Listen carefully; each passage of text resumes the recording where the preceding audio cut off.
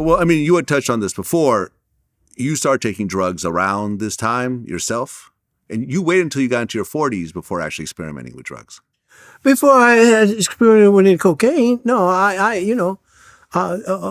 weed or marijuana has always been my drug of choice. I don't drink. I've never drank or anything like that, except when I was, a young teenager and the boys, you buy some beer or something like that. I hated the taste of alcohol. I still do, So weed was my choice of drugs. So I would smoke some weed. But I never got off into any cocaine, even though I grew up in a neighborhood where there was everything. Yeah. Everything you could think of was in my neighborhood, So, but I never dibbled and dabbled in it because, it took me a long time to even smoke any weed, Well, so I guess you would sprinkle crack into your weed and smoke it that way? No, it wasn't crack. Thank God it was before crack. So just powder. Thank God it was before crack. Okay. Yeah. But it was cocaine. After I started doing it. Yeah. Yeah. Well, you described yourself as a walking corpse during that time. Yeah. I got to that point.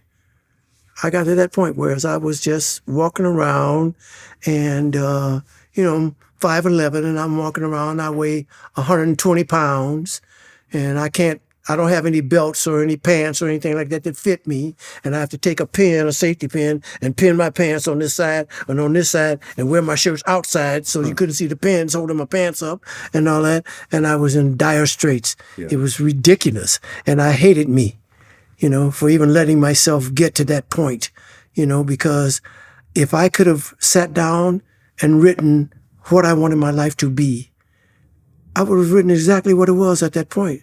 So why am I doing this to me? Why am I getting off into all this ridiculous drugs and all that, And then, but after it was over, and after I went through it, and after I was prayed for, and I was healed, and God healed me from that, I figured it out. I was going through turmoil at home, personally, with my wife. It wasn't her fault; it was my fault.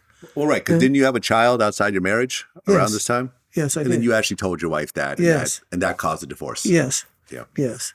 She had always told me, that's the one thing she said, I've been on the road with you. I've been on the road out there. I was on the road for the first 10 years y'all were on the road. She said, I know what happens out there. Just don't bring me no babies. Don't bring me no diseases and don't bring me no babies. She said, I'm not going to question what you do because I only want to know.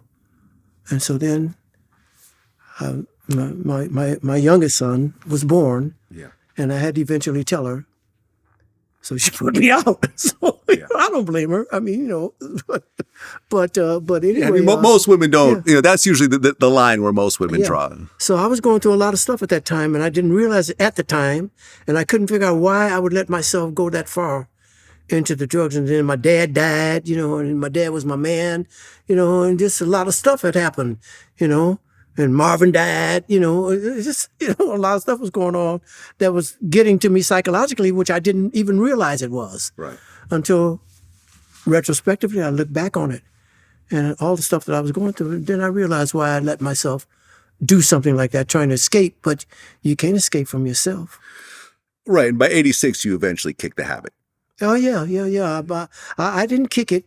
It was prayed off of me. Yeah. I went to a church and the minister prayed for me and told me everything that I was going through, which I hadn't told anyone in life. So I knew that God told her. She said, God told me you were going to come. She said, I don't know you. I was praying about a year ago in my prayer closet praying, and your name came out of my mouth. And I said, God, I don't know him. Why you got me praying for him? And she said, God told me if you don't, he's going to have a stroke from smoking cocaine. So I've been praying for you ever since. And here you are. He told me you were going to come. And she prayed for me. And I walked in that church that night. I was a junkie. I was hooked on cocaine and weed, I came out. I was free. And that was it. I love it. Yeah, me too.